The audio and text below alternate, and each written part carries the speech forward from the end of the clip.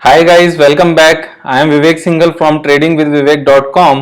और आज हम बात करने वाले हैं एक स्मॉल कैप की। हम इसको स्मॉल कैप भी कह सकते हैं और मिड कैप भी कह सकते हैं। ये है Sheela Foam Limited. Why we have chosen this company, क्योंकि इस कंपनी में कुछ अच्छा नजर आ रहा है मुझे। और सबसे पहले इसके बिजनेस को समझेंगे हम लोग, फिर इसकी बैलेंस शीट को समझेंगे और फिर टेक्निकल चार्ट पैटर्न पर जाएंगे, जैसे कि हम हमेशा से करते हैं।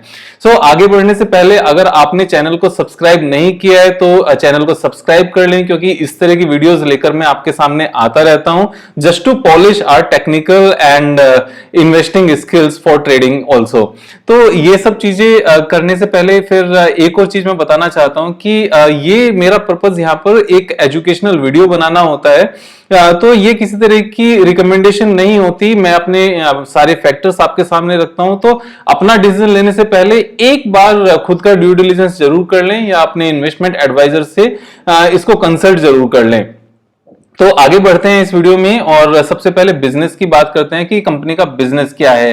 देखिए, शीला फॉर्म नाम हमने शायद पहली बार सुन रहे हैं, लेकिन इसके प्रोडक्ट्स हम हमेशा यूज करते हैं क्योंकि हम इसी के गद्दे पर सोते हैं मोस्ट ऑफ द पीपल। तो स्लीपवेल इसका ब्रांड है जो कि मैट्रिसेस बनाता है, डबल बेड के और बेड्स के। तो ये आज की कंपनी नहीं है, काफी पुरानी कंपनी है और इसके बहुत पहले ऐड भी आती थी। मुझे तो इसकी ऐड बहुत अच्छे से याद है। अगर आपको याद नहीं है तो मैं ज्यादा टाइम नहीं लूंगा, आप एक बार इसकी एक बार ऐड देख लें। 30 सेकंड से भी कम की ऐड है, आपको मजा आएगा देखकर। अगर आप ये ऐड देखना चाहते हैं तो ये बिल्कुल साइलेंट मोड में ही है। अब आप देखते जाइए कि इस बंदे ने गाड़ी साफ की, लेकिन किसी दूसरे की गाड़ी साफ कर दी, और जब दूसरा बंदा इसको अपने ऑफिस के लिए लेकर गया तब इसको ध्यान आया कि मेरी गाड़ी तो ऐसे ही गंदी खड़ी है, और ये हो गया। तो ऐसा क्यों होता है? क्योंकि हम अच्छे से नहीं सोए और स्लीप वेल के गद्दे पर नहीं सोए। तो स्लीप वेल के गद्दे पर सोना जरूरी है, तो आप भी सो सकते हैं और इसके शेयर को परचेज करना भी फिर बहुत जरूरी है। तो इसको बंद कर देते हैं। तो देखो, यहां पर इस बिजनेस की इतनी डिमांड है कि इसके बिना काम ही नहीं चलेगा किसी का भी। ये एक तरीके से जैसे रोटी, कपड़ा और मकान, इन तीनों चीजों की बातें करते हैं ना, तो जैसे खाना जरूरी है ऐसे सोना भी जरूरी है। तो अच्छे से सोने के लिए ये चीज जरूरी है। अब जैसे जैसे प्रोस्पेरिटी इंडिया में बढ़ती जा रही है ना, तो उस प्रोस्पेरिटी के साथ इन चीजों की डिमांड भी बढ़ती जा रही है और हम थोड़ा सा कंफर्ट मोड में जा रहे हैं बेसिक नीड से। तो जिन लोगों की बेसिक नीड पूरी नहीं होती है वो बेसिक नीड के लिए इन मैट्रेसेस को परचेज करते हैं, और जिनकी बेसिक नीड पूरी आती है वो कंफर्ट में थोड़े से और महंगे प्रोडक्ट्स में चले जाते हैं, स्लीपवेल के ही। तो स्लीपवेल एक अच्छा खासा मार्केट शेयर लेके बैठा है। और इसकी अगर हम ऑपरेशन की बात करें तो 80% इंडियन ऑपरेशन से आता है, 15% इनका ऑस्ट्रेलिया में ऑपरेशन से आता है और 5% इनका यूरोपियन ऑपरेशन से आता है, जो कि एक मतलब इंडिया से इनका मेजोरिटी ऑफ बिजनेस है। और 140 करोड़ लोगों की जो पावर है ना, और जो उनकी परचेजिंग पावर इंक्रीज हो रही है डे बाय डे, तो इसका बिजनेस का ग्रोथ अगले 20, 30, 50 साल तक कहीं नहीं जाने वाला। जितनी मर्जी साइंस यहां पर तरक्की कर ले, लेकिन गद्दा गद्दा ही होता है। देखो, इंडिया में भी चारपाई का ना यूज कम होता जा रहा है, और जब चारपाई से हटते हैं और लकड़ी के हम प्लाईवुड वाले बेड पर सोते हैं ना, तो उसके ऊपर एक मैट्रेस चाहिए होता है। चारपाई में तो बिना मैट्रेस के भी सो जाए बंदा, कोई फर्क नहीं पड़ता, क्योंकि उसमें अपना कुशन होता है, अपना इलास्टिसिटी होती है। यहाँ कुछ नहीं होता, यहाँ तो चाहिए। तो आप इसको बिजनेस सेंस में, जनरल सेंस से भी देखोगे ना, तो इसका बिजनेस आपको ग्रो करता हुआ नजर आएगा। जितनी भी शादियां होंगी ना सर, कुछ जाए ना जाए, एक बेड एक अच्छे गद्दे के साथ तो चाहिए ही। बाकी कुछ चलेगा या नहीं चलेगा, ये जरूर जाएगा। तो बहुत सारे रीजंस हैं सर, बहुत सारे रीजंस हैं। बच्चे पढ़ने जब अपने घर से निकल के जाते हैं ना दूसरी सिटी में, या जॉब करने जाते हैं, तो सर पहले वाला गद्दा उनके घर पे रह जाता है और नया गद्दा उनको नई जगह पर चाहिए होता है, चाहे वो पीजी में रहें, चाहे वो रेंटेड हाउस में रहें, और चाहे घर को खरीद के रहें। और जब बंदा अपने किराए के मकान से नए घर में जाता है, नए फर्नीचर लेके जाता है, नए मैट्रेस खरीदता है। तो बहुत सारे रीजंस हैं, और सब इन सब चीजों का रीजन, इन सब चीजों का जो यहाँ पे ग्रोथ के रीजंस हैं, वो इंडिया में बढ़ती हुई प्रोस्पेरिटी और 140 करोड़ लोगों की पावर है। तो यहां पर ये चीज आ गई। सेकंड, ऑपरेशन में प्रोडक्ट वाइज देखें तो 82% होम कंफर्ट लाइन से आता है, यानी कि जो घर में मैट्रेसेस यूज होते हैं, चाहे वो सोफे के मैट्रेसेस हो, चाहे वो डबल बेड के मैट्रेसेस हो, उनसे आता है। तो ये एक अच्छी बात है। टेक्निकल फॉर्म की जहां तक बात होती है, टेक्निकल फॉर्म से दो जगह यूज होती है, एक ऑटोमोबाइल में यूज होती है और एक कारखानों में यूज होती है, जहां पर लीकेज को एब्जॉर्ब करने के लिए फॉर्म की जरूरत पड़ती है। तो मेजोरिटी ऑफ बिजनेस इनका कंफर्ट लाइन जो होम लाइन है उसी से आता है। है, जो कि सोने के या बैठने के गद्दे होते हैं। अब बात करते हैं सर बैलेंस शीट पे। बैलेंस शीट में एक जो खास बात मुझे देखने को मिली, अगर हम इसकी बैलेंस शीट में सबसे पहले बैलेंस शीट वाले पोर्शन में चले जाते हैं, तो यहां पर इनका फिक्स्ड एसेट्स ग्रो करके 412 करोड़ से ग्रो करके 858 करोड़ हो गया, यानी कि जस्ट डबल हो गया। तो इन्होंने किया क्या है, अगर हम इनकी बैलेंस शीट में अंदर जाएं तो यहां पर पता चलता है कि इन्होंने 400 करोड़ की ये एक फर्दर इन्वेस्टमेंट की है addition to the business combination during the year. अभी 400 करोड़ की इन्वेस्टमेंट इन्होंने क्या की है, ये इन्वेस्टमेंट इन्होंने एक्चुअल में एक कंपनी को परचेज करके की है, और वो कंपनी इन्होंने स्पेन में परचेज की है। Footprint in Europe, the company acquired Interslap SL in Spain.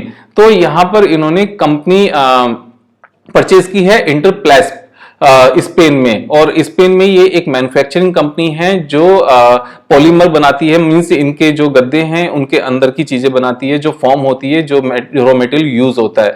तो यहां पर इन्होंने नया प्लांट लगाने के बदले सीधा सीधा एक कंपनी को ही एक्वायर कर लिया है, जिसका इंपैक्ट यहां पर नजर आता है। और कंपनी की जो बोरोइंग है, जो मार्च 2012 में 248 करोड़ थी, जो लोन था वो ये एवरी ईयर इसको पे ऑफ करते जा रहे थे, ये कम होता जा रहा था, और अभी इन्होंने 31 करोड़ के लोन से बढ़ के 310 करोड़ हो गया है, क्योंकि इन्होंने यहां पर 500 करोड़ रुपए इन्वेस्ट किए हैं एक कंपनी को परचेज करने में। इसका मतलब 500 करोड़ की इन्होंने टोटल इन्वेस्टमेंट की है इस साल में, जो कि 400 करोड़ तो ये है जो इन्होंने पूरी कंपनी परचेज की है, और 75 करोड़ की इन्होंने फर्दर अपनी ही कंपनी में इन्वेस्टमेंट की है। तो मोटा मोटा 500 करोड़ की इन्वेस्टमेंट की है, जो यहां पर नजर भी आता है 450 करोड़ के आसपास की सीधा फिक्स्ड एसेट्स इंक्रीज हो गया है, और 18 करोड़ का इनका कैपिटल वर्क इन प्रोग्रेस है। तो ये इनका डिफरेंस 310 करोड़ इन्होंने अपनी बोरोइंग 31 करोड़ से बढ़ के 310 करोड़ हो गए। बचे हुए पैसे जो इनके पास अपनी कैश होगी उसको इन्होंने डिप्लॉय किया है। तो कंपनी का जो डेट इक्विटी रेशियो है वो इसलिए थोड़ा सा इंक्रीज हुआ है, जो कि मैनेजेबल है अभी भी। अगर हम फर्दर चीजों की बात करें, जो हम देखते हैं return on capital employed, this is near to 30%, और एक मैन्युफैक्चरिंग कंपनी के लिए 26.48% रिटर्न ऑन कैपिटल एम्प्लॉयड होना, खासतौर से इस पेंडेमिक के दौर में, जब मार्च क्वार्टर के रिजल्ट्स का इस पे इंपैक्ट आया है और जून क्वार्टर का भी इंपैक्ट है, तो ये इतना होना बहुत अच्छी बात है। इसमें जो बहुत ही अमेजिंग बात है वो प्रोमोटर्स की 75% होल्डिंग का होना है, यानी कि मार्केट में सिर्फ 25% हैं, और 25% का भी ब्रेकअप देखेंगे वो कहां कहां पर है, और 75% से ज्यादा प्रोमोटर्स नहीं होल्ड कर सकते, क्योंकि सेबी की गाइडलाइंस आई थी जिसके अकॉर्डिंग उन जो नॉन गवर्नमेंट कंपनीज हैं, नॉन PSU कंपनीज हैं, वो 75% से ज्यादा होल्डिंग प्रोमोटर्स के पास नहीं हो सकती। Debt equity ratio is very much manageable, 0.34%, and that is also because of this acquisition of a company in Spain, उसकी वजह से है। अब बात करते हैं कि इसमें प्रॉफिट एंड लॉस स्टेटमेंट में कि इनकी सेल्स 987 करोड़ से बढ़ के मार्च 2012 से बढ़ के 2100 करोड़ तक पहुंची है, और हर साल इनकी सेल्स कंसिस्टेंटली बढ़ी है, एक भी साल इनका माइनस में नहीं गया है। ऑपरेटिंग प्रॉफिट इनका लगातार बढ़ा है, एक भी साल माइनस में नहीं है। ऑपरेटिंग प्रॉफिट मार्जिन इनका कंसिस्टेंटली ग्रो किया है, यानी कि 14% तक इनकी एफिशिएंसी पहुंच गई है। नेट प्रॉफिट इनका लगातार बढ़ा है, 8 करोड़ से बढ़ के 193 करोड़ तक ये लोग पहुंच गए हैं। बैलेंस शीट हमने देख ली, रिजर्व 122 करोड़ से बढ़ के 895 करोड़ तक बढ़ा है, जो शेयर होल्डर्स का पैसा है इतनी अच्छी स्पीड से ग्रो किया है। और सबसे अच्छी बात एक और है इसमें कि जो भी पैसा इन्होंने हर साल कमाया है यहाँ पर नेट प्रॉफिट के रूप में, वो कैश फ्लो स्टेटमेंट में कैश फ्रॉम ऑपरेटिंग एक्टिविटीज इनके पास बुक्स में आ रहा है। तो ये बहुत अच्छी बात है, कोई पैसा इनका बैड डेट नहीं बन रहा है, सारा पैसा आ रहा है। और सबसे सुपर बात जो हम बात करने वाले हैं शेयर होल्डिंग पैटर्न की, तो 85.68% इनके पास शेयर होल्डिंग थी लिस्ट होने के बाद में,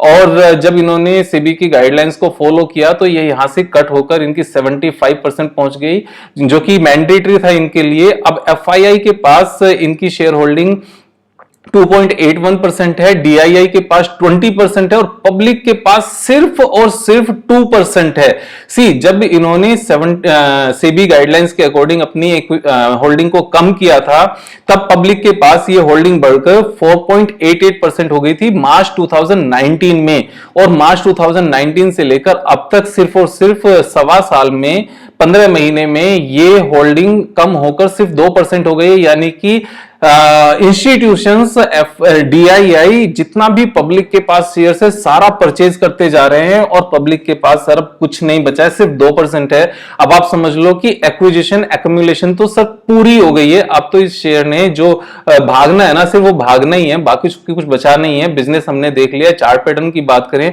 तो चार्ट पैटर्न में ये कंपनी अपनी लिस्ट हुई थी 1000 के आसपास दिसंबर 16 में, सेम प्राइस पर ये पहुंच गई थी 1372 में, 1372 पर ये ट्रेड करी थी, जो आज ही का भाव है 5 मई 2017 को, यानी कि पिछले 3.5 साल से कोई ग्रोथ नहीं है, सिर्फ एक्यूमुलेशन है, बार बार ऊपर जाता है फिर किसी रीजन से नीचे आया था। देखो किसी रीजन की मैं बात करता हूं कि कोई रीजन वो समझ में आना चाहिए। स्मॉल कैप और मिड कैप की अच्छी पिटाई होनी शुरू हो गई थी सर जनवरी 18 से, और जनवरी 18 में ये ऑलमोस्ट हाई पर थी। उसके बाद से इसने 2 अटेम्प्ट और मारे ऊपर जाने के लिए, लेकिन फिर से यहां पर भी एक अटेम्प्ट था फरवरी 20 में, लेकिन पेंडेमिक की वजह से नीचे आ गया। तो जब ये किसी रीजन से नीचे आ रहा है ना, तो जब वो रीजंस खत्म हो जाते हैं तो फिर अच्छी खासी ऊपर जानी शुरू हो जाती है। वैसे भी इन्होंने जो स्पेन में कंपनी परचेज की है, इनकी जो फिक्स्ड एसेट्स हैं डबल हो गई है सर, रेवेन्यू पे बहुत अच्छा इंपैक्ट आने वाला है, पूरा यूरोप इनकी रीच में आने वाला है, तो ये अच्छी बात है। और अभी शेयर प्राइस सर ऊपर से नीचे रिट्रेस होकर नीचे आया हुआ है 200 दिन मूविंग एवरेज के नीचे, तो सारे ही फैक्टर्स फेवर में हैं। शॉर्ट टर्म की बात करें तो यहां पर करंट प्राइस पर परचेज किया जा सकता है, और शॉर्ट टर्म का टारगेट सर सीधा सा है कि जो इसका रेसिस्टेंस ये बार बार टच करता है ना वेरी शॉर्ट टर्म का, ये इसका है 1359 से 1615, और अगर उससे ऊपर की बात करें तो जो लाइफ टाइम हाई है 1840, और वैसे 3.5 साल के एक्यूमुलेशन के बाद इसका प्राइस यहां नहीं रुकेगा सर, ये यहां से मल्टी बैगर होने की तैयारी रखता है। ये वो स्मॉल कैप है कि इसको अगर 10-20 साल रखा जाए ना तो ये लार्ज कैप होने की भी अहमियत रखता है, क्योंकि इसका कोई कॉम्पिटिटर एज सच बहुत बड़े हैं ही नहीं इंडिया में, और ये ऐसा बिजनेस है जिसमें ग्रोथ बची हुई है, बहुत अच्छी है। सर सब्सक्राइब जरूर कर लेना वीडियो को, क्योंकि ऐसी वीडियोस मैं लेकर आपके सामने आता रहूंगा। I am Vivek Singhal from tradingwithvivek.com। Thank you so much. Have a happy investing.